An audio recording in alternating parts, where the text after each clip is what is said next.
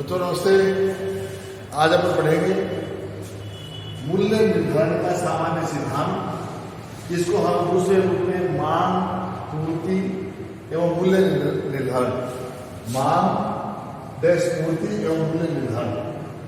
ये इसका मतलब ये हुआ कि बाजार में किसी वस्तु का मूल्य का निर्धारण कैसे होता है। जैसा कि हम जानते हैं कि किसी भी वस्तु की कीमत का निर्धारण उसकी मांग और उसकी पूर्ति के आधार पर होता है। तो मांग और पूर्ति के आधार पर मूल्य का निर्धारण कैसे होता है, आज अपन वो चीज पढ़ेंगे।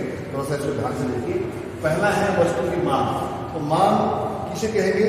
जैसा कि मैंने पहले आपको बताया है, मांग एक बहुत सामान्य शब्द है, लेकिन उसको अर्थशास्त्रीय भाषा में जब हम देखते हैं तो उसमें 5 चीज़ों की पूर्ति होनी जरूरी है।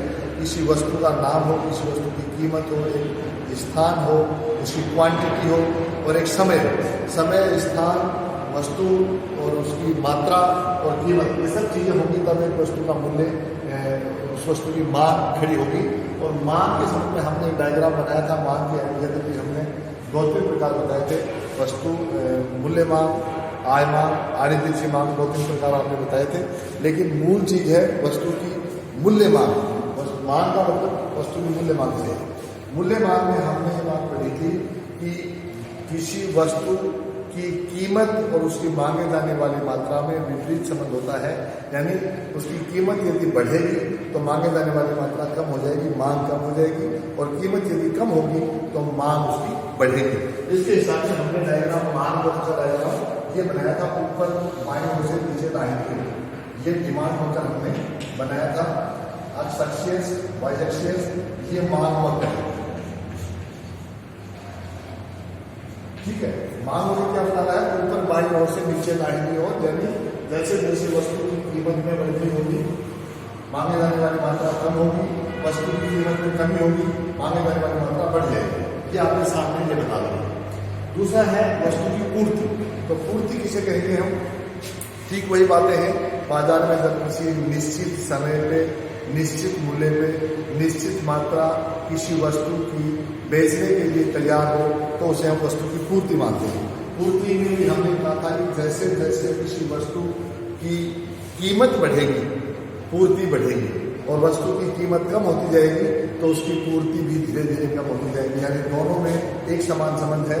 वस्तु की कीमत बढ़ेगी, पूर्ति बढ़ जाएगी, वस्तु की कीमत कम हो जाएगी, पूर्ति कम हो जाएगी। दोनों में एक समान संबंध है। जबकि मांग में विपरीत संबंध था। मांग, कीमत बढ़ने से मांग कम हो रही थी, यहाँ कीमत बढ़ने से पूर्ति बढ़ रही है। वहाँ कीमत कम होने से मांग बढ़ रही थी, यहाँ कीमत कम होने से पूर्ति कम हो रही है। तो पूर्ति का डायग्राम हम कैसे बनाएंगे? पूर्ति को ये एक्स एक्सिस, ये वाई एक्सिस, ये क्वांटिटी, ये प्राइस, ये पूर्ति वक्र बनता है सप्लाई। यानी जैसे जैसे किसी वस्तु की कीमत मान लीजिए कम है, P1 है, तो P1 पे वस्तु की पूर्ति है Q1। जैसे कीमत बढ़े जब P2 हुई तो पूर्ति भी बढ़ के Q2 हो जाएगी। तो इससे आपको पता लग रहा है कि सप्लाई वक्र, पूर्ति वक्र नीचे बाईं ओर से ऊपर दाईं ओर हमेशा जाता हुआ होता है, जबकि मांग वक्र से ऊपर बाईं ओर से नीचे दाईं ओर तक गिरता हुआ होता है। इन दोनों में सामंजस्य जहां होगा वहां वस्तु की कीमत का निर्धारण होगा, वस्तु की पूर्ति वहां संभव हो जाएगी।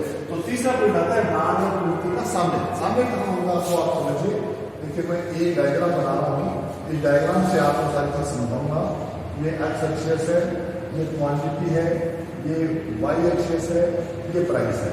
यहाँ हम दोनों वक्र बना रहे हैं। ये हमारा मांग वक्र है और ये हमारा पूर्ति वक्र है। दोनों डायग्राम बना रखे हैं। मान लीजिए अब अपन यहाँ थोड़ा सा कर रहे हैं, किसी वस्तु की कीमत मान लीजिए, मैं अभी आपको बता रहा हूँ, 2, 4, 6, 8, 10, 12। मान लीजिए किसी वस्तु की कीमत ये है, 2 रुपये हो सकते हैं, 4 हो सकते हैं, 6 हो सकते हैं, 8 हो सकते हैं, 10 हो सकते हैं, 12 हो सकते हैं। तो अब आगे देखिए, जब वस्तु की कीमत 4 रुपये है तो 4 रुपये की स्थिति में देखिए, वस्तु की कीमत जब 4 रुपये है तो हमारी पूर्ति तो है Q1, जबकि हमारी मांग है Q2। क्या हुआ? जब वस्तु की कीमत कम है तो वस्तु की पूर्ति कम है, यानी बाजार में वस्तु कम उपलब्ध है, मांगने वाले लोग बहुत ज्यादा है। 4 रुपए की कीमत में वस्तु की मांग ज्यादा है और कीमत पूर्ति कम है। जब बाजार में किसी वस्तु की डिमांड ज्यादा हो और उपलब्धता कम हो तो सामान्यतः क्या होता है, उस वस्तु की कीमत में वृद्धि होती है। जब वस्तु की कीमत कम होगी तो जैसा मैंने आपके सामने बताया कि वस्तु की कीमत है तो मांग ज्यादा हो रखी है, पूर्ति कम हो रखी है, और जब वस्तु की पूर्ति कम होगी, उपलब्धता कम होगी और मांग ज्यादा होगी तो ऐसी स्थिति में उस वस्तु की कीमत बढ़ेगी। फिर मान लीजिए बढ़कर की कीमत 6 रुपये हुई, 6 रुपये की कीमत में अपन फिर वापस देखते हैं, आगे 6 रुपये की कीमत हुई, अब सप्लाई बढ़ करके Q1 से Q2 हो गई, ये Q10 Q2 हो गई। तो जैसे ही हमने वस्तु की कीमत बढ़ाई, कीमत बढ़ाते ही हमारी पूर्ति बढ़ करके Q2 हो गई, जबकि मांग अभी भी Q1 से बढ़ के Q2 हो गई ना, और जबकि मांग अभी भी हमारी बढ़ रही है और बढ़ करके Q11 हो गई, कम हो गई, मांग कम हो गई, यानी कीमत बढ़ी, कीमत बढ़ने से मांग और कम हो गई, तो 9 कर देता है समय के हिसाब से 9 हो गई।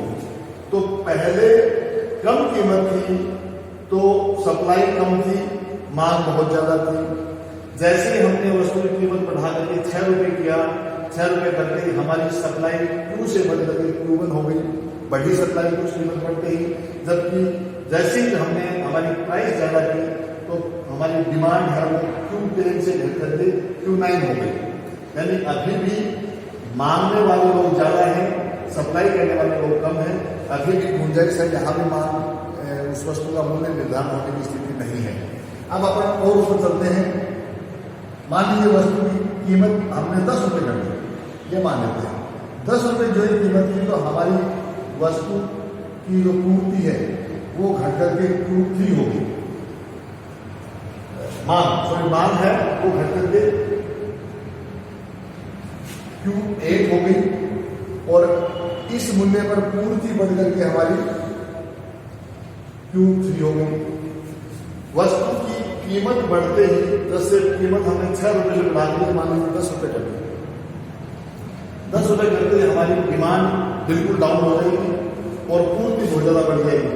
जब बाजार में वस्तु की मांग कम हो और पूर्ति ज्यादा हो तो ऐसी स्थिति में क्या होगा, वापस मूल्यों को कम करना पड़ेगा, और मूल्य कम करने के लिए मान लीजिए हम 8 रुपये पे रहते हैं, 8 रुपये जो ही हमने कीमत की तो हम देखते हैं फिर सीधा ये ऐसा बिंदु है जहां मांग और पूर्ति दोनों एक समान है, यानी 8 रुपये मूल्य में Q6 डिमांड है और Q6 ही पूर्ति है, यानी ये 8 रुपये ऐसा मूल्य है, इस भी बिंदु पे हम कह सकते हैं कि 8 रुपये ऐसा मूल्य है जिसपे वस्तु की कीमत, डिमांड, मांग और पूर्ति दोनों एक समान है, इसलिए इस वस्तु का मूल्य निर्धारण यहाँ 8 रुपये पे हो जाएगा, ये सामने मूल्य हो जाएगा। इस डायग्राम से आपको क्या समझ में आता है, थोड़ा सा इस बात को समझिए कि जब बाजार में किसी वस्तु की कीमत कम होगी तो उस बाजार में वस्तु की पूर्ति कम होगी, मांग ज्यादा होगी, और जब बाजार में किसी वस्तु की मांग ज्यादा हो, पूर्ति कम हो, तो निश्चित रूप से उस वस्तु की कीमत में उछाल आएगा, वस्तु की कीमत में बढ़ोतरी होगी। वस्तु की कीमत मान लीजिए थोड़ी सी बढ़ा करके हम 6 रुपये कर देते हैं, तो 6 रुपये करते ही हमारी पूर्ति में थोड़ी सी वृद्धि होगी, क्योंकि पहले 4 रुपये थी, 4 रुपये में जितनी पूर्ति हो पा रही थी उससे ज्यादा पूर्ति 6 रुपये में होगी, जबकि मांग थोड़ी कम हो जाएगी। तो 6 रुपये जो किया तो हमारी मांग थोड़ी सी पहले से घट करके कम हो गई, जबकि पूर्ति हमारी पहले से बढ़ करके ज्यादा हो गई। लेकिन अभी भी गैप है, अभी भी बाजार में पूर्ति कम है, मांग की बजाय पूर्ति कम हो रही है, तो अभी भी गुंजाइश कीमत और बढ़ने की है। हमने कीमत बढ़ा करके 8 रुपये कर दिया, 8 रुपये करते ही एक ऐसा बिंदु आ जाता है कि उस 8 रुपये पे मांगने वाले लोग और पूर्ति करने वाले लोग दोनों बराबर हैं। इसका मतलब ये होगा कि यह एक ऐसी कीमत है, यह एक साम्य मूल्य है, यह एक सर्वसम्मति मूल्य है जिस पर एक क्रेता वस्तु को खरीदना चाहता है, विक्रेता अपनी वस्तु को बेचना चाहता है, और बाजार में उस वस्तु का मूल्य यहाँ प्रचलन में आ जाएगा। मान लीजिए हम उसके बाद में वस्तु का मूल्य बढ़ाते हैं, तो हम आगे देखते हैं बात। अगर मूल्य बढ़ाते हमने 10 रुपये कर दिया, मान लीजिए हमने वस्तु का मूल्य बढ़ाया 10 रुपये कर दिया, तो जो ही मूल्य 10 रुपये किया तो हमारे सामने क्या आएगा, मांग बिल्कुल घट गई है और वस्तु की पूर्ति बहुत ज़्यादा बढ़ गई है। मांग और पूर्ति के अंदर ये बीच में गैप आ गया है, यहाँ वस्तु ज़्यादा सप्लाई हो रही है, मांग कम हो रही है। और जब बाजार में वस्तु की सप्लाई ज़्यादा हो, मांग कम हो, तो निश्चित रूप से उस वस्तु की कीमत को नीचे करना पड़ेगा, तभी उसका सामने मूल्य हो पाएगा। और वापस वस्तु की कीमत नीचे हम 10 से ला करके 8 ले आएंगे, तो वापस यहाँ वस्तु का मूल्य निर्धारित हो जाएगा। तो ये है वस्तु की मांग और पूर्ति के आधार पर सामने मूल्य का निर्धारण। तीसरा है मांग और पूर्ति में परिवर्तन का सामने मूल्य में क्या फर्क पड़ेगा। देखिए आप इसको इस डायग्राम में समझिए आप, ये एक्स एक्सिस, ये वाई एक्सिस, ये प्राइस, ये क्वांटिटी। अभी हमने ये हमारी डिमांड थी और ये हमारी सप्लाई थी।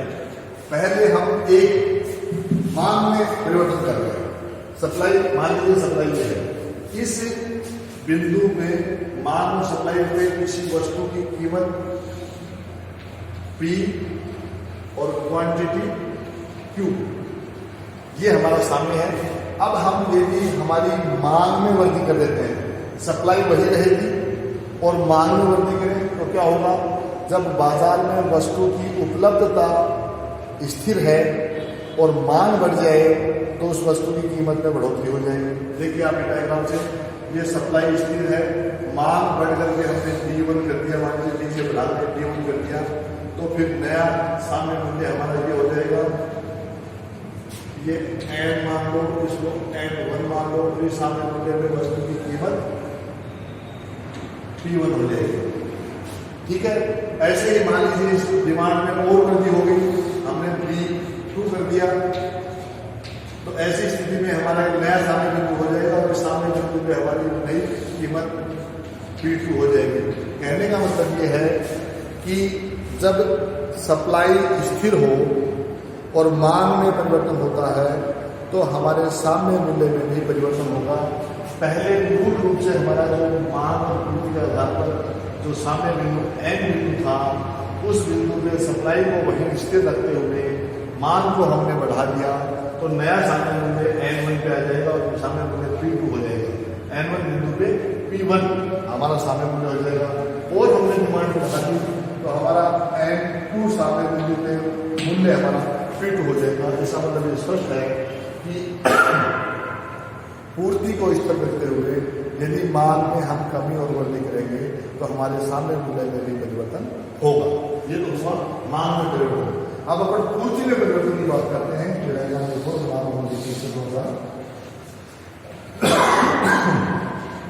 ये प्राइस, ये क्वांटिटी, ये सप्लाई,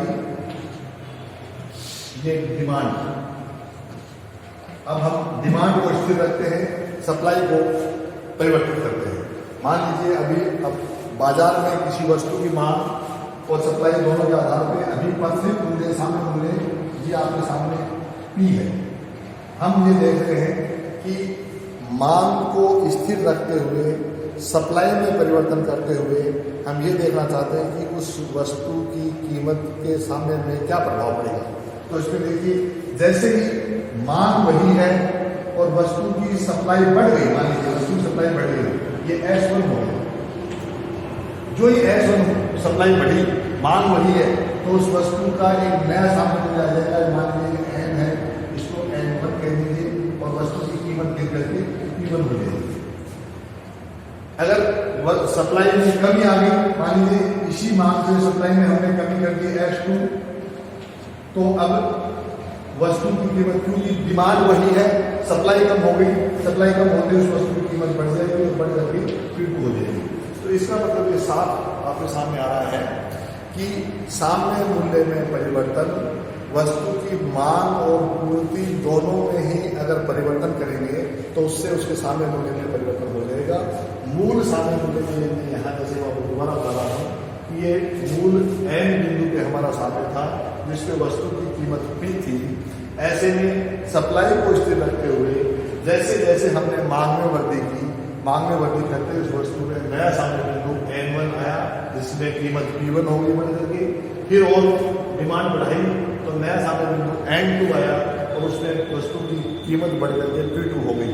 ठीक वैसे ही मांग और पूर्ति में मान लीजिए हमारा मूल सामने बिंदु N था, N पे हमारी प्राइस P थी और जैसे हमने इस डिमांड को स्थिर रखते हुए, मांग वक्र को स्थिर रखते हुए सप्लाई वक्र में वृद्धि की, यानी सप्लाई बढ़ाई, पूर्ति बढ़ाई, तो जैसी बाजार में वस्तु की आवक बढ़ जाएगी, मांग वही रहेगी, तो उस वस्तु की कीमत में कमी आ जाएगी, कम होकर के P1 हो जाएगी। और जबकि इसी मांग वक्र पे हम सप्लाई को कम कर लें, जैसे हमने सप्लाई कम करके H2 की, तो H2 जो ही सप्लाई हमारी कम हुई, तो ऐसी स्थिति में हमारी सप्लाई कम होते ही मांग वही है और वस्तु की कीमत बढ़ करके P2 हो जाएगी। N2 सामने बिंदु पे कीमत बढ़ करके P2 हो जाएगी। तो ये आपके सामने है मूल्य निर्धारण का सामान्य सिद्धांत है, या मांग और पूर्ति के आधार पर मूल्य निर्धारण कैसे होता है, ये हमने आज इस पर डिस्कशन किया है। आप बाकी आपने टॉपिक पर डिस्कशन करेंगे। धन्यवाद।